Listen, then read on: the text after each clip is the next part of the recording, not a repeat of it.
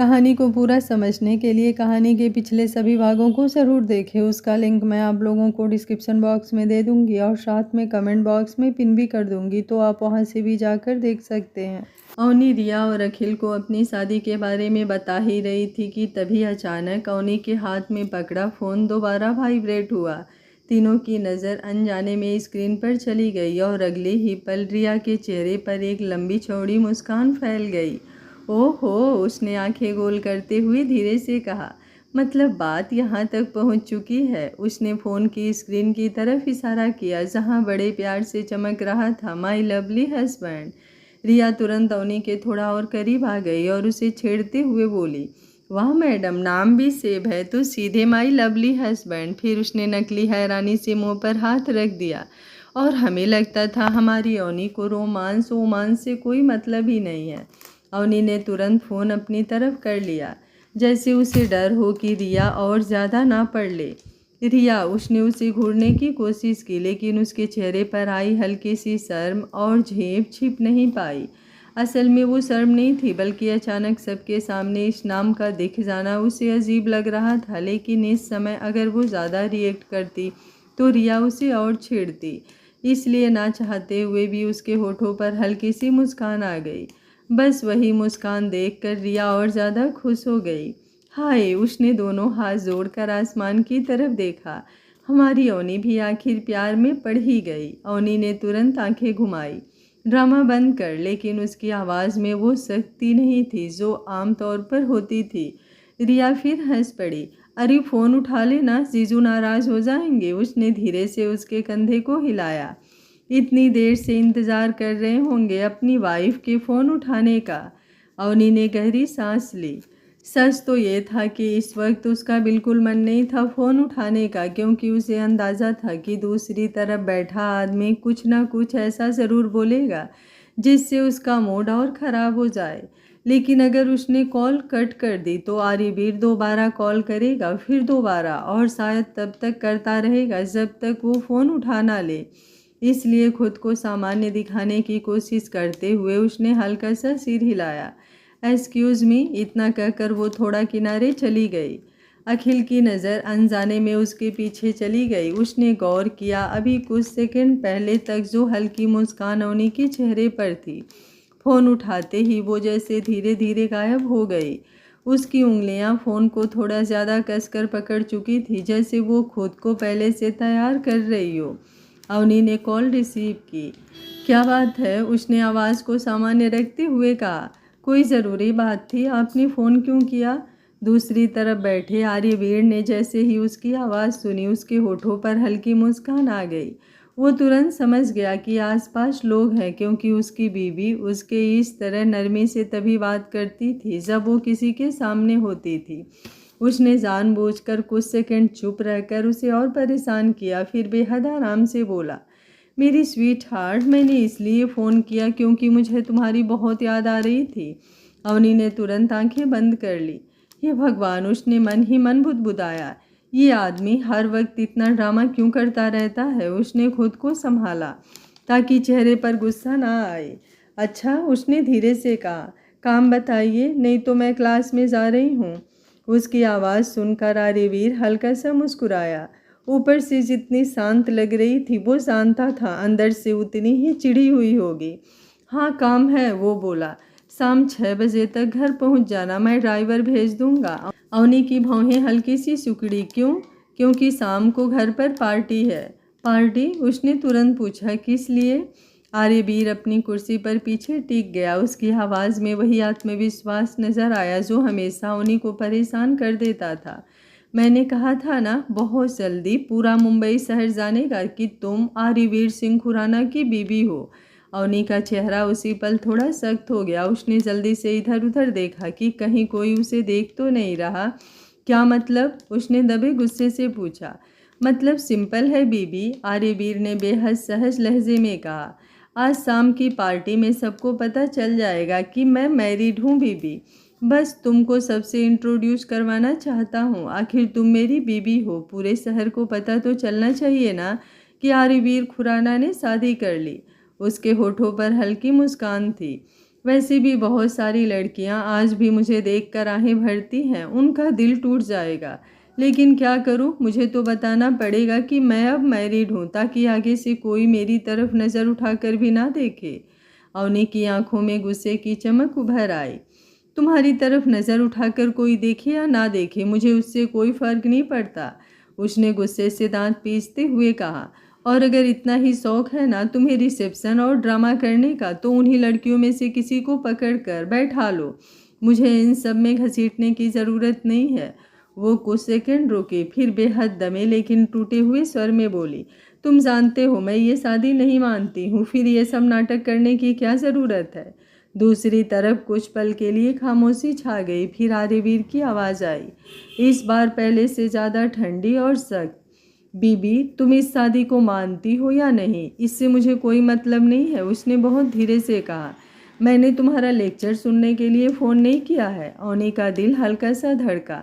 वो जानती थी उसकी यही आवाज़ सबसे खतरनाक होती है। मैं बस इतना बोल रहा हूँ, आर्यवीर आगे बोला। शाम 6 बजे तक तुम घर में होनी चाहिए, और जब मैं कहता हूँ घर में होनी चाहिए तो इसका मतलब होता है कि तुम घर में होनी चाहिए। No argument. अवनी कुछ बोलती उससे पहले ही वो फिर उसी शरारती लहजे में बोला, बाय स्वीट हार्ट, और अगले ही पल कॉल कट गई।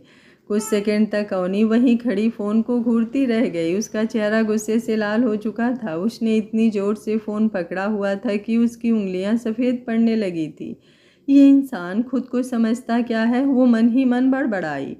हर चीज़ अपनी मर्जी से करेगा, जैसे मैं कोई इंसान नहीं, उसकी प्रॉपर्टी हूँ। उसके सीने में अजीब सा दबाव महसूस हो रहा था। जितना वो इस रिश्ते से दूर भागना चाहती थी, उतना ही वो उसमें उलझती जा रही थी। शुरुआत में उसे लगा था कि बस कुछ दिनों की बात होगी, कोई रास्ता निकल आएगा। लेकिन अब हर दिन चीज़ें और ज़्यादा उलझती जा रही थी। पहले ज़बरदस्ती शादी, फिर हर वक्त उस पर नज़र रखना, फिर अचानक कितना पजेसिव बिहेव करना, और अब पूरे शहर के सामने इस रिश्ते को अनाउंस करने की तैयारी। उसने आंखें बंद कर ली। मैं दिन प्रतिदिन इसके जाल में फंसती जा रही हूँ। उसके मन में डर और गुस्सा दोनों साथ उठ रहे थे। समझ में नहीं आ रहा था क्या करूँ, कैसे निकलूँ इस शादी के झंझट से। लेकिन सबसे ज़्यादा उसे एक बात परेशान कर रही थी, आर्यवीर का दूसरा चेहरा। अभी कुछ देर पहले तक वो रिया और अखिल से उसकी तारीफ़ें सुन रही थी। लोगों की नज़र में वो एक अच्छा इंसान था, गरीबों की मदद करने वाला, लड़कियों की इज्जत करने वाला, जिम्मेदार, समझदार। और उसके साथ वही आदमी इतना अलग क्यों हो जाता है? क्या सच में उसके अंदर दो अलग इंसान रहते थे, या फिर वो खुद ही उसे समझ नहीं पा रही थी? तभी पीछे से रिया की आवाज़ आई। अवनी, वो चौंक कर पलटी। रिया थोड़ी दूरी पर खड़ी उसे ही देख रही थी। क्लास का टाइम हो गया है। फिर उसने अपना एक आंख दबाते हुए कहा, या जीजू से बात ही करती रहेगी? अवनी ने तुरंत अपने चेहरे के एक्सप्रेशंस कंट्रोल किए। उसने गहरी सांस ली, बालों को कान के पीछे किया और ज़बरदस्ती एक नॉर्मल मुस्कान चेहरे पर लाई। आ रही हूँ, वो धीरे से बोली। फिर फ़ोन बैग में डालकर उनकी तरफ चल दी। लेकिन उसके कदमों के साथ साथ उसके मन में वही शब्द बार बार गूंज रहे थे, पूरा मुंबई शहर जानेगा कि तुम आर्यवीर सिंह खुराना की बीबी हो। और पता नहीं क्यों उन शब्दों में सिर्फ ऐलान नहीं था, उसमें एक अजीब सा हक था, ऐसा हक जिससे अवनी जितना भागती वो उतना ही उसका पीछा करता जा रहा था। तभी उसके फ़ोन पर दूसरी कॉल आई। स्क्रीन पर नाम था अर्चना मैम। अवनी तुरंत सीधी होकर बैठ गई। यस मैम, दूसरी तरफ से गंभीर आवाज़ आई। अवनी, तुम अभी फ्री हो? जी मैम, तुरंत मेरे ऑफिस में आ जाओ, एक केस स्टडी है, मैं चाहती हूँ तुम इस पर काम करो। अवनी की आंखों में तुरंत चमक आ गई। जी मैम, मैं अभी आती हूँ। कॉल कटते ही रिया ने पूछा, क्या हुआ? अर्चना मैम ने बुलाया है। अवनी जल्दी से अपनी फाइल समेटते हुए बोली, कोई केस डिस्कस करना है? अखिल ने हल्का सा सिर हिलाया। तुम्हें ही बुलाती हैं हमेशा, फेवरेट स्टूडेंट हो उनकी। अवनी मुस्कुरा दी, लेकिन भीतर कहीं गर्व भी महसूस हुआ, क्योंकि ये सच था, कॉलेज की इंटर्नशिप में वो शुरू से ही सबसे तेज और समझदार स्टूडेंट में गिनी जाती थी। पिछले 6 महीनों में वो मशहूर फैमिली कोर्ट लॉयर अर्चना बघेल के साथ इंटर्नशिप कर रही थी।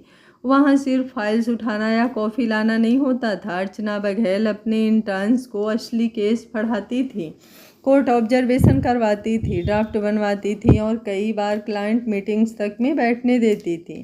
और अवनी उनकी सबसे भरोसेमंद इंटर्न बन चुकी थी। करीब आधे घंटे बाद अवनी अर्चना बघेल के चेंबर में बैठी थी। सामने बड़ी टेबल पर ढेर सारी फाइल्स खुली थी। अर्चना बघेल अपनी गोल फ्रेम वाली ऐनक ठीक करते हुए बोली, ये तलाक का केस है। पति पत्नी दोनों पिछले 4 साल से अलग रह रहे हैं। पति पत्नी पर मानसिक प्रताड़ना का आरोप लगा रहा है और पत्नी घरेलू हिंसा का। अवनी ध्यान से सुन रही थी। मैं चाहती हूँ तुम पूरा केस पढ़ो और मुझे बताओ कि कोर्ट में किसका पक्ष ज़्यादा मजबूत जाएगा। अवनी ने तुरंत फाइल उठाई। जी मैम। अर्चना बघेल उसे देखती रही। और एक बात अवनी, इमोशंस से ज़्यादा लॉजिक इस्तेमाल करना। फैमिली केस में लोग अक्सर बह जाते हैं। जी मैम। तभी अवनी का फ़ोन फिर बज उठा। इस बार रिया को कॉल कर रही थी। अर्चना मैम की भौहें सिकुड़ गई। फ़ोन साइलेंट पर रख दो, मुझे कोई डिस्टर्बेंस नहीं चाहिए। Sorry ma'am. अवनी ने तुरंत कॉल काटा और फ़ोन साइलेंट में डालकर बैग में रख दिया। फिर वो पूरी तरह केस फाइल में डूब गई। समय कैसे बीत रहा था उसे खुद एहसास ही नहीं हुआ। कभी वो नोट्स बना रही थी, कभी किसी पुराने जजमेंट की कॉपी पढ़ रही थी, कभी अर्चना मैम उससे सवाल पूछ रही थी और उसके जवाब से अर्चना बघेल उसकी तरफ देखकर हल्का सा मुस्कुराई। Impressive to. अवनी के दिमाग से यह बात पूरी तरह निकल गई। समय भागता चला गया। बाहर शाम रात में बदलने लगी। चैम्बर की खड़ी कांच की खिड़कियों के पार शहर की लाइट्स चमकने लगी और उधर आर्यवीर की बेचैनी बढ़ती जा रही थी। 6 बज चुके थे, फिर 6:10, फिर 6:20। उसका फ़ोन लगातार डायल कर रहा था लेकिन कोई जवाब नहीं। उसके चेहरे पर अब गुस्सा साफ उतर चुका था। रिसेप्शन की सारी तैयारियां हो गई थी। आर्यवीर ने फिर कॉल किया। फिर स्क्रीन पर मिस कॉल बढ़ती जा रही थी। 10, 15, 20, 30, 40, 50। उसकी आंखों में अब खतरनाक सन्नाटा उतर चुका था। और दूसरी तरफ अवनी को इस वक्त कोई अंदाज़ा तक नहीं था। करीब 7 बजे अर्चना मैम ने आखिर फाइल बंद की। गुड जॉब अवनी, उन्होंने संतुष्टि से कहा। तुम्हारी ऑब्जर्वेशन बहुत स्ट्रांग है। अवनी हल्का सा मुस्कुराई। Thank you ma'am. अब जाओ, काफ़ी देर हो गई है। अगला केस लड़ने के लिए तैयार हो जाओ। जी। अवनी ने खुशी से अपना बैग उठाया और बाहर निकलते हुए फ़ोन ऑन किया। अगले ही पल उसकी सांस जैसे अटक गई। स्क्रीन पर एक के बाद एक नोटिफिकेशन चमक रहे थे। 50 मिस्ड कॉल अग्निवीर और नैना जी के थे। उसके कदम वहीं रुक गए। दिल की धड़कन अचानक तेज हो गई। उसे जैसे उसी पल याद आया 6 बजे पार्टी। आर्यवीर की चेतावनी। Oh no. उसके होठों से धीमी आवाज़ निकली। अगले ही पल फ़ोन फिर बज उठा। स्क्रीन पर वही नाम चमका, माई लवली हस्बैंड। अवनी के चेहरे पर पसीने की बूंदें झिलमिलाने लगी। उसने सर ऊपर कर लंबी सांस ली और अपने हाथों में फ़ोन को कसकर पकड़ लिया। उसे अब फ़ोन उठाने की हिम्मत भी नहीं हो रही थी। वो समझ रही थी आज उसका गुस्सा अपने चरम पर होगा। तभी उसके दिमाग में नैना जी का ख्याल आया। अवनी जल्दी जल्दी कदमों से बाहर निकली तो उसकी नज़र सीधे उस ब्लैक कार पर पड़ी जो बिल्डिंग के सामने खड़ी थी। वहीं ड्राइवर बाहर खड़ा था जिसे आर्यवीर ने सुबह भेजा था। जैसे ही उसने अवनी को देखा तुरंत पीछे का दरवाज़ा खोल दिया। छोटी मालकिन। उसकी आवाज़ में वही आदर था लेकिन अवनी के पास इस समय कुछ सोचने का भी वक्त नहीं था। वो लगभग भागते हुए अंदर बैठी और घबराई आवाज़ में बोली, अंकल जल्दी गाड़ी चलाइए प्लीज़। ड्राइवर ने बिना सवाल किए तुरंत गाड़ी आगे बढ़ा दी। कार तेजी से सड़क पर दौड़ने लगी और उसी पल अवनी ने कांपते हाथों से फ़ोन उठाकर आर्यवीर का नंबर डायल कर दिया। दूसरी तरफ खुराना मेंशन रोशनी से जगमगा रहा था। पूरा लॉन सफ़ेद और गोल्डन फ्लावर डेकोरेशन से सजा हुआ था। बड़े बड़े झूमर, चमकती लाइट्स, म्यूजिक। शहर के बड़े बिजनेसमैन और हाई प्रोफाइल लोग नीचे रिसेप्शन एरिया में मौजूद थे। हर तरफ सिर्फ एक ही चर्चा थी, आर्यवीर सिंह खुराना की शादी और उसकी रहस्यमयी पत्नी। लेकिन इस चमक दमक के बीच आर्यवीर के कमरे का माहौल बिल्कुल उल्टा था। वो अपने कमरे की बड़ी खिड़की के सामने खड़ा था। ब्लैक शेरवानी में उसका व्यक्तित्व हमेशा की तरह बेहद रौबदार लग रहा था लेकिन उसके चेहरे पर उतरती ठंडक साफ बता रही थी कि उसका गुस्सा अब खतरनाक हद तक पहुंच चुका है। उसकी मुट्ठियां इतनी जोर से भींची हुई थी कि हाथों की नसें तक उभर आई थी। हाल में बैठे आर्यवीर के दादाजी नैना जी को देखते हुए बोले, नैना बहू, अवनी बेटा कहाँ रह गई? थोड़ा पता करो। तुम जानती हो आर्य को, अगर उसे ज़्यादा देर हुई तो हम उसे संभाल नहीं पाएंगे। और फिर ये हमारे घर की इज्जत का सवाल है बेटा। नैना जी ने सिर हिलाते हुए कहा। करती हूँ पापा, पहले भी किया, पता नहीं क्यों उठा ही नहीं रही है। नैना जी बार बार फ़ोन मिलाने की कोशिश कर रही थी। फ़ोन क्यों नहीं उठा रही है ये लड़की? उनके चेहरे पर चिंता साफ थी। वो जानती थी कि अगर अवनी ज़्यादा देर हुई तो आर्यवीर का गुस्सा बहुत बुरी तरह फूटेगा। आर्यवीर को किसी भी जगह में लेट होना बिल्कुल पसंद नहीं था और आज तो बात उसके रिसेप्शन की थी। तभी कमरे के बाहर से धीमी आवाज़ आई। विक्रम जी दरवाजे के पास खड़े थे। उनकी नज़र सीधा आर्यवीर पर थी। देख लिया? उनकी आवाज़ धीमी लेकिन चुभती हुई थी। जिस लड़की के लिए तुम अपने ही पिता से लड़ रहे हो उसे तुम्हारी इज्जत की परवाह तक नहीं है। आर्यवीर चुप रहा। पूरी पार्टी तैयार है, सारे मेहमान आ चुके हैं और तुम्हारी बीवी को इस बात की फिक्र तक नहीं कि उसकी खुद की रिसेप्शन पार्टी है। विक्रम जी की आवाज़ और सख्त हो गई। वो तुम्हारी इज्जत का तमाशा बनाने को तैयार है। कुछ सेकंड तक कमरे में सन्नाटा छाया रहा। फिर आर्यवीर अपनी कड़वी जुबान में बोला, जिस इज्जत की बात कर रहे हैं ना, वो इज्जत मैंने खुद बनाई है और अगर तमाशा भी बनेगा तो आर्यवीर सिंह खुराना का बनेगा। आपको उसकी चिंता करने की ज़रूरत नहीं है और ना ही मेरी बीवी के बारे में कुछ बोलने की। विक्रम गुस्से में दांत पीसते हुए बोले, तुम्हारा दिमाग खराब हो गया है उस लड़की की वजह से। तुम मुझसे ऐसे बात कैसे कर सकते हो? फिर आर्यवीर बिना उनकी तरफ देखे धीमे कदमों से अपने कमरे के अंदर चला गया। उसका दिमाग ऑलरेडी बहुत ज़्यादा खराब हो चुका था।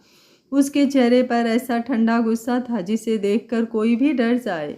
उसने जेब से फ़ोन निकाला और फिर से अवनी का नंबर डायल किया। रिंग गई, एक बार, दो बार, तीन बार, लेकिन जवाब नहीं आया।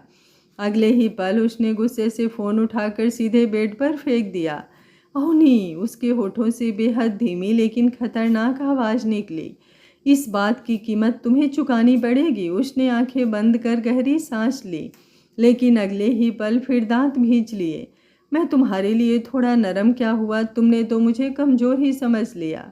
उसकी आंखों में खतरनाक चमक उतर आई। आर्यवीर सिंह खुराना नाम है मेरा। ऐसे कैसे मुझे इग्नोर कर सकती हो तुम और मेरी बातों को?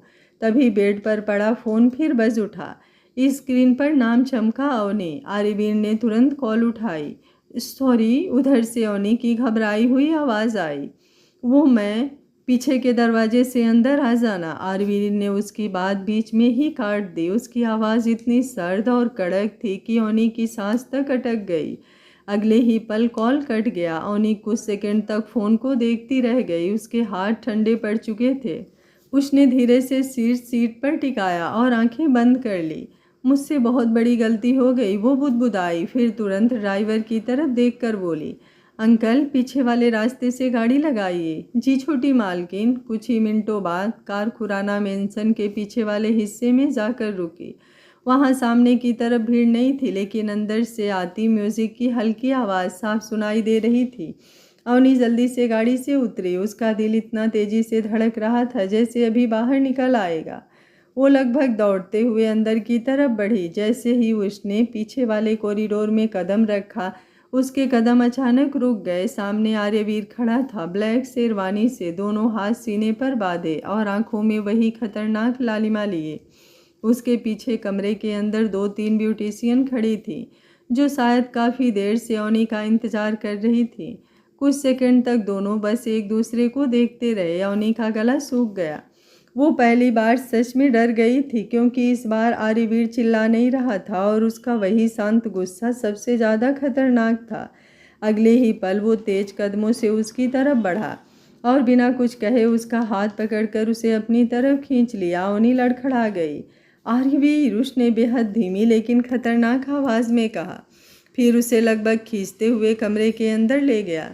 ब्यूटिशियन तुरंत सीधी होकर खड़ी हो गई। आर्यवीर ने अब उन सबकी तरफ देखकर बेहद ठंडी नज़रों से देखा और बोला, everybody can get out in 2 minutes. उसकी आवाज़ इतनी भारी थी कि किसी की हिम्मत नहीं हुई एक सेकंड भी वहाँ रुकने की। सभी तुरंत बाहर निकल गए। दरवाज़ा बंद होते ही कमरे में खामोशी छा गई। अवनी की सांसें तेज़ी से चल रही थी। उसने धीरे से नज़र उठाई और उसकी नज़र जैसे वहीं अटक गई। ब्लैक शेरवानी में खड़ा आर्यवीर बेहद खतरनाक और उतना ही आकर्षक लग रहा था। उसकी हल्की गीली बालों की लटें माथे पर गिर रही थी, जबड़े गुस्से से कसे हुए थे। आंखें लाल थी लेकिन उनमें उतरती बेचैनी साफ महसूस हो रही थी। अवनी कुछ पल उसे बस देखती रह गई। वो धीरे धीरे उसकी तरफ बढ़ा। आर्यवीर के जबड़े गुस्से से कसे हुए थे, आंखें लाल थी लेकिन उस लालिमा के पीछे उतरती बेचैनी इतनी साफ थी कि कोई भी देख ले तो समझ जाए कि पिछले कुछ घंटों में उसने खुद को कितनी मुश्किल से संभाला है। अवनी कुछ पल उसे देखती रह गई। वो कुछ बोल ही नहीं पाई। आर्यवीर धीरे धीरे उसकी तरफ बढ़ा। उसकी नज़रें अब एक पल के लिए भी अवनी के चेहरे से नहीं हटी। उसने धीमी आवाज़ में पूछा, क्या हुआ? फिर हल्का सा झुककर उसकी आंखों में देखते हुए बोला, अब नज़रें क्यों नहीं हट रही? अवनी जैसे अचानक होश में आई। उसने तुरंत दूसरी तरफ देखा और धीमे से बोली, वो मैं काम में। आर्यवीर ने उसकी बात बीच में ही काट दी। बस अब वो बिल्कुल उसके सामने खड़ा था। तुम्हें पता भी है नीचे कितने लोग तुम्हारा इंतज़ार कर रहे हैं? अवनी चुप रही। उसकी चुप्पी ने जैसे आर्यवीर के अंदर जमा हुआ सारा तनाव और उभार दिया। उसकी आवाज़ और धीमी हुई, लेकिन वही आवाज़ अब और ज़्यादा खतरनाक लग रही थी। 50 कॉल्स अवनी, पूरे 50 कॉल्स। अवनी ने अपने होठ भींच लिए। उसने एक नज़र उसे देखा और बिना कुछ बोले साइड होकर निकलने लगी। लेकिन अगले ही पल आर्यवीर ने उसका हाथ पकड़कर उसे वापस अपनी तरफ कर लिया। पकड़ इतनी मजबूत थी कि साफ लग रहा था कि वो खुद को रोक रहा है। वो उसे घूरते हुए बोला, 2 घंटे, पूरे 2 घंटे से मैं परेशान हूँ। 50 फ़ोन कॉल्स किए हैं मैंने, और तुम अब आ रही हो? उसकी आवाज़ थोड़ी ऊंची हो गई। क्या मैं जान सकता हूँ कहाँ थी तुम? और ये क्या मजाक लगा रखा है तुमने? अवनी ने तुरंत उसका हाथ हटाने की कोशिश की, लेकिन वो टस से मस नहीं हुआ। उसने अपनी आंखें बंद की। एक तो बिना बताए अचानक से रिसेप्शन, उसकी बिना मन मर्जी के। उसका दिमाग भी खराब हो चुका था। अवनी ने 1 मिनट अपनी आंखें बंद की और फिर अब उसकी तरफ देखकर बिल्कुल बेपरवाही से कहा, मैंने तो नहीं बोला था तुम्हें परेशान होने के लिए। और जो दूसरों को परेशान करने की हिम्मत रखता है ना, उसे खुद भी थोड़ा परेशानी सहना सीखना चाहिए। उन्हें अपने अंदर इतनी हिम्मत भी रखनी चाहिए कि सिचुएशन को हैंडल कर सके। और मैंने कुछ भी जानबूझकर किसी को परेशान करने के लिए नहीं किया। मैं अर्चना मैम के पास। इतना कहकर उसने ऐसे अपने हाथ की तरफ देखना शुरू किया जैसे उसकी पकड़ का उसे कोई असर ही नहीं पड़ रहा हो। आर्यवीर की उंगलियां उसके हाथ पर और कस गई। उसकी नसें उभर चुकी थी। शेरवानी सीने के पास हल्की भीग गई थी और उसका गुस्सा अब चेहरे से ज़्यादा उसके सांस लेने के तरीके में दिख रहा था। लेकिन अवनी, उसने कोई प्रतिक्रिया नहीं दी, जैसे उसे कोई फर्क ही नहीं पड़ता। कमरे में अगले कुछ मिनटों तक सिर्फ दोनों की सांसों की आवाज़ थी। कोई कुछ नहीं बोला। फिर अचानक आर्यवीर ने उसका हाथ झटक दिया। वो पीछे मुड़ा, दोनों हाथ बालों में फेरते हुए अपनी मुट्ठियां कस ली। लेकिन गुस्सा शांत ही नहीं हो रहा था। पिछले 1.5-2 घंटे से वो 1 सेकंड यहाँ 1 सेकंड वहाँ भाग रहा था। हर जगह उसे फ़ोन मिला रहा था और ये लड़की ऐसे खड़ी थी जैसे कुछ हुआ ही नहीं हो। अचानक उसने गुस्से में जाकर दीवार पर मुक्का मार दिया। आवाज़ कमरे में घुस गई।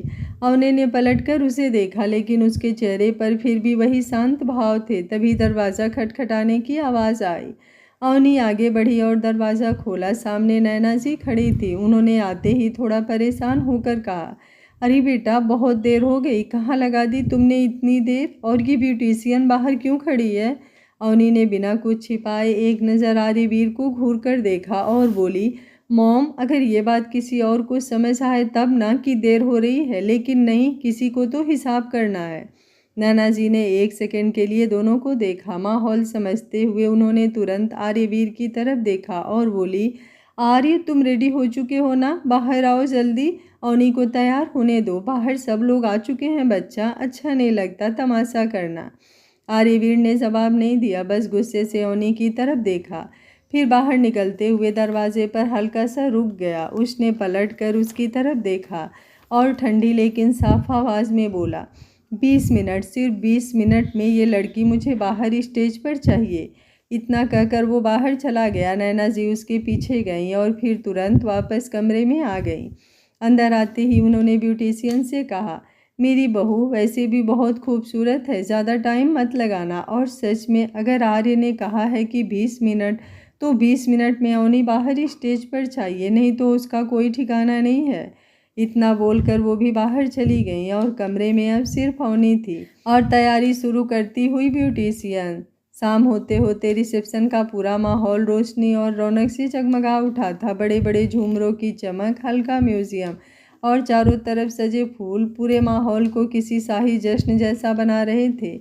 मेहमान एक एक करके आना शुरू हो चुके थे। शहर के जाने माने बिजनेस जगत के लोग, बड़े उद्योगपति और पुराने पारिवारिक परिचित सभी वहाँ पर मौजूद थे। लेकिन जितनी चर्चा इस भव्य रिसेप्शन की थी, उससे कहीं ज़्यादा चर्चा एक ही बात की हो रही थी, आर्यवीर सिंह खुराना की अचानक हुई शादी। हर किसी के मन में यही सवाल था कि आखिर ऐसा क्या हुआ कि आर्यवीर ने बिना किसी को खबर दिए इतनी अचानक शादी कर ली। लोग मुस्कुराकर बधाई तो दे रहे थे, लेकिन उनकी आंखों में उत्सुकता साफ दिखाई दे रही थी। उधर प्रवेश द्वार पर नैना जी और विक्रम जी पूरे अपनापन और गर्मजोशी के साथ हर मेहमान का स्वागत कर रहे थे और इस बात का ध्यान रख रहे थे कि किसी को किसी तरह की कमी महसूस ना हो। विक्रम जी का मन तो बिल्कुल नहीं था, लेकिन फिर भी उन्हें वहाँ खड़ा होना पड़ रहा था। वहीं हाल के एक कोने में आर्यवीर के दादाजी आराम से बैठे हुए थे और उनके पास खड़ा राजवीर उनसे बातें कर रहा था, उन्हें जूस पिला रहा था। दादाजी ने आसपास नज़र घुमाई, फिर हल्की शरारती मुस्कान के साथ राजवीर को छेड़ते हुए बोले, आज तो बहुत सारी खूबसूरत लड़कियां आई हुई हैं, अगर किसी को पसंद कर लिया हो तो बता देना बरखुरदार, तुम्हारी भी शादी करवा दूंगा। वैसे भी मेरा क्या भरोसा कब ऊपर से बुलावा आ जाए। दादाजी की बात सुनते ही राजवीर का चेहरा हल्का सा उतर गया। उसने तुरंत उनका हाथ पकड़ते हुए कहा, दादाजी प्लीज़ ऐसी बातें मत किया कीजिए, अभी तो आपको बहुत लंबा जीना है, अभी तो आपको भाई के बच्चों को गोद में खिलाना है, उनकी शरारतें देखनी है और फिर मेरी शादी भी करवानी है। इतनी आसानी से आपको हमसे छुट्टी नहीं मिलने वाली।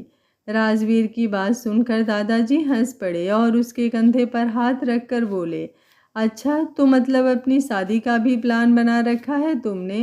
राजवीर हल्का सा मुस्कुराया और बोला, प्लान नहीं दादाजी, लेकिन जब भी होगी आपकी मौजूदगी में ही होगी। उसकी बात सुनकर दादाजी की आंखों में हल्की चमक आ गई और उन्होंने प्यार से उसके सिर पर हाथ फेर दिया। रिसेप्शन की चमक, शोर और लोगों की भीड़ के बीच परिवार का ये छोटा सा पल अपनेपन और सुकून से भरा हुआ था। आर्यवीर कमरे से बाहर निकलकर सीधे लॉन की तरफ चला गया। बाहर पूरा माहौल रोशनी, म्यूजिक और लोगों की आवाज़ों से भरा हुआ था। बड़े बड़े business partners, family, friends, media के लोग सभी आ चुके थे। जैसे ही लोगों ने उसे अकेले देखा, कई लोग उसके आसपास आ गए। किसी ने मुस्कुराकर कहा, मिस्टर खुराना आपने शादी कर ली और किसी को बताया तक नहीं। दूसरा हंसते हुए बोला, इतना छुपाकर शादी करने का कोई रीज़न था क्या। आर्यवीर ने अपनी शर्ट की स्लीव हल्की सी सीधी की, चेहरे पर वही कंट्रोल्स और डेविल स्माइल आ गई और बहुत आराम से बोला, आप लोग जानते हैं आर्यवीर खुराना का हर काम थोड़ा यूनिक होता है। सब हल्का हंस दिए। उसने आगे कहा, और वैसे भी मुझे कभी पसंद नहीं था कि मेरी शादी में कोई आए, इसलिए नहीं बताया। फिर उसने हल्का सा रुक कर सबकी तरफ देखा और बोला, लेकिन आज ज़रूरी लगा कि अपनी वाइफ को सबसे इंट्रोड्यूस करवा दूँ, तो सामने ला दिया। उसकी आंखों में वही पुराना कॉन्फिडेंस उतर आया। और आप सब ये भी जानते हैं आर्यवीर खुराना किसी के हिसाब से नहीं चलता। उसकी बात पर कुछ लोग मुस्कुरा दिए, कुछ लोग उसकी आदत जानते थे इसलिए सिर हिलाने लगे। तभी उसकी नज़र सामने जाकर रुकी। लॉन के एंट्रेंस में अवनी के मम्मी पापा अंदर आते दिखे। आर्यवीर तुरंत उनकी तरफ बढ़ गया। इस बार उसके चेहरे पर बिजनेस वाला नहीं बल्कि सम्मान वाला भाव था। वो आगे बढ़कर उनसे मिला, उनका स्वागत किया और खुद उन्हें लेकर लोगों के बीच गया। मीट मिस्टर एंड मिसेस कहते हुए उसने उन्हें सबसे इंट्रोड्यूस करवाया। नैना जी भी आगे आई। उन्होंने हाथ जोड़कर गायत्री जी का स्वागत किया और बहुत प्यार से बोली, आपकी बेटी बहुत अच्छी है, बहुत संस्कारी है। सच कहूँ तो घर में आने के बाद ऐसा लगा ही नहीं कि वो नई है। गायत्री जी बस हल्की मुस्कान दे पाई, लेकिन उनकी आंखों में अपनी बेटी के लिए संतोष साफ दिख रहा था। थोड़ा दूर खड़े विक्रम जी, जो कि अवनी के माता पिता को आते देख ही एंट्रेंस पर से हट गए थे, वो सब देख रहे थे। उनकी नज़रें सब पर थी, लेकिन दिमाग कहीं और। इतने लोगों के बीच भी उनके चेहरे पर खुशी नहीं थी। मन में बहुत कुछ चल रहा था, शायद कुछ फैसले, कुछ सवाल, कुछ बातें जो अभी तक साफ नहीं हुई थी। उन्होंने ना तो शेखर जी से मिलने की कोशिश की, ना पार्टी में शामिल होने की। जैसे ही उनकी नज़र शेखर जी पर पड़ी, उनके चेहरे पर हल्का तनाव आया और बिना कुछ बोले वो वहाँ से निकल गए। सीधे अपने कमरे में पहुँचे और कमरे के कोने में बने ड्रिंक बार में जाकर रुक गए। कुछ सेकंड तक ग्लास को देखते रहे, फिर धीरे से ड्रिंक डालकर हाथ में उठा ली। उधर ऊपर कमरे में पूरे 20 मिनट बीत चुके थे। अवनी तैयार होकर आईने के सामने खड़ी थी, तभी पीछे से कमरे का दरवाज़ा खुला और उसने मुड़कर देखा। सामने रिया और कॉलेज की कुछ और फ्रेंड्स खड़ी थीं। अवनी उन्हें देखकर सच में चौंक गई। तुम लोग? रिया हंस पड़ी और बोली, आर्यवीर जीजू ने हम सबको भी इनवाइट किया था। इनफैक्ट कॉलेज के टीचर्स तक को बुलाया है और सब लोग आए भी हैं। अवनी की आंखें बड़ी हो गई। रिया उसके पास आई, उसका हाथ पकड़कर बोली, अब जल्दी चलो, नैना मैम ने मुझे तुम्हें लेने के लिए भेजा है। नीचे सब तुम्हारा इंतज़ार कर रहे हैं।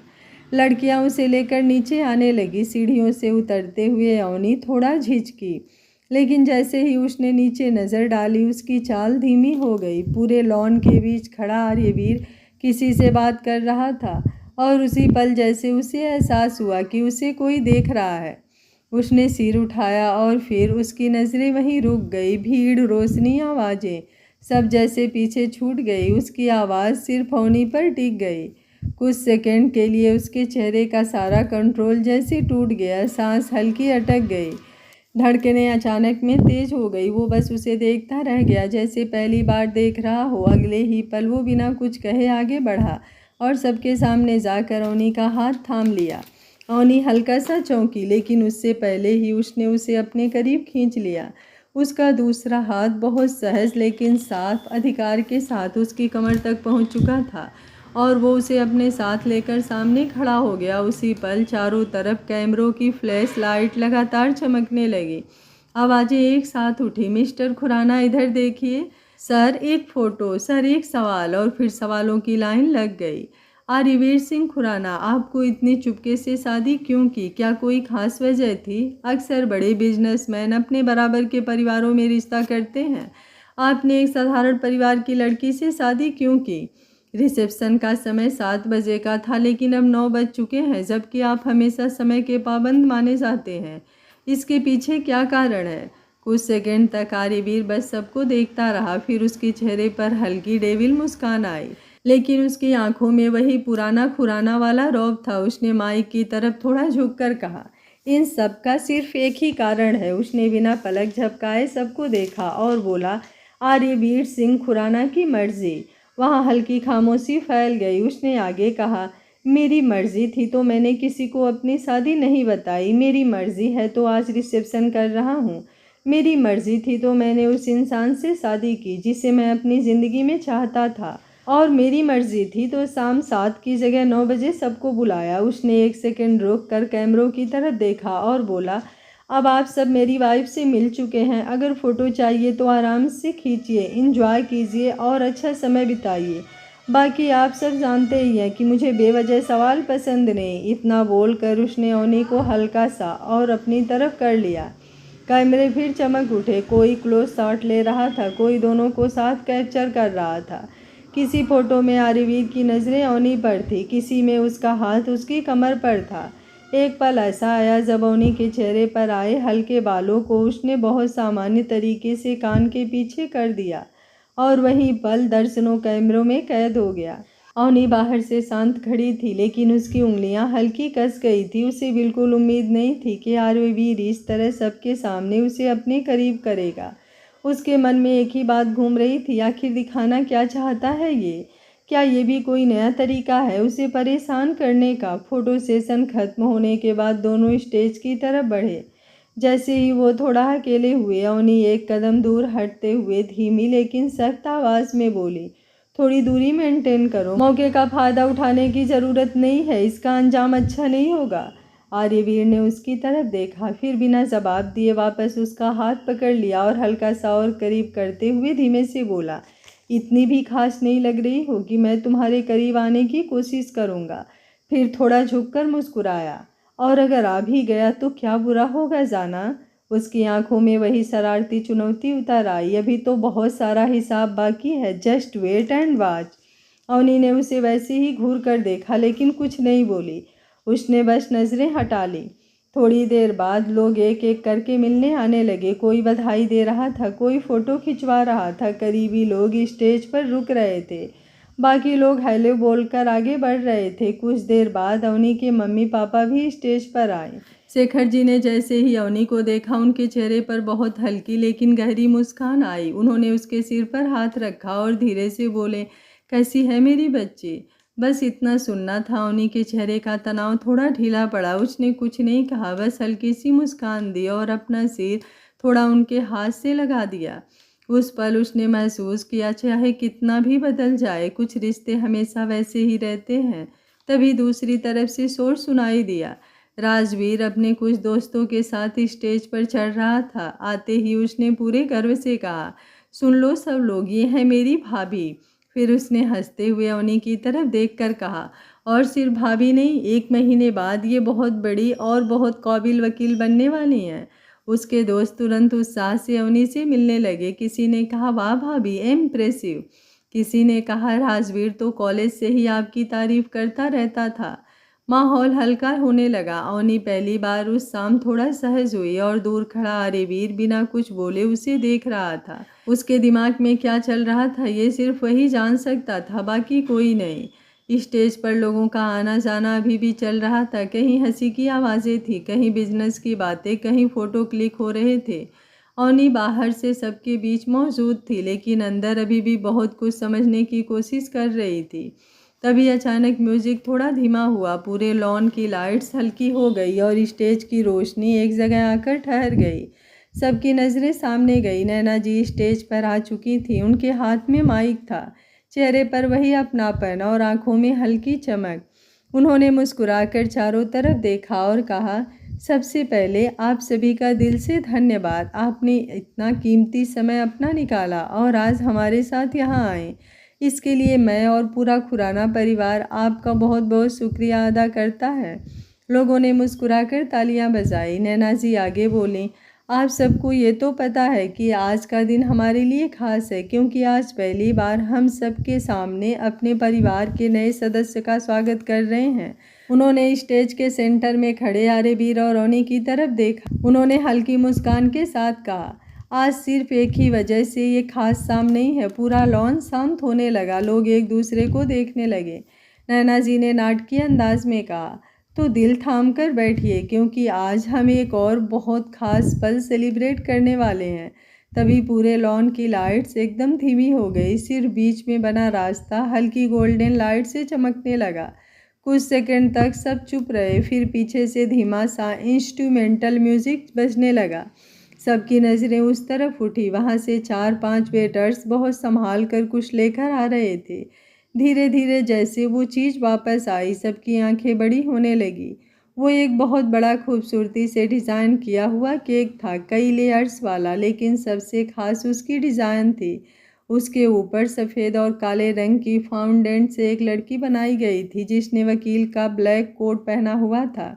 हाथ में फाइल थी और नीचे सुनहरे अक्षरों में लिखा था, फॉर द फ्यूचर एडवोकेट, और उसके नीचे हैप्पी बर्थडे अवनी। एक पल के लिए पूरा माहौल शांत हो गया।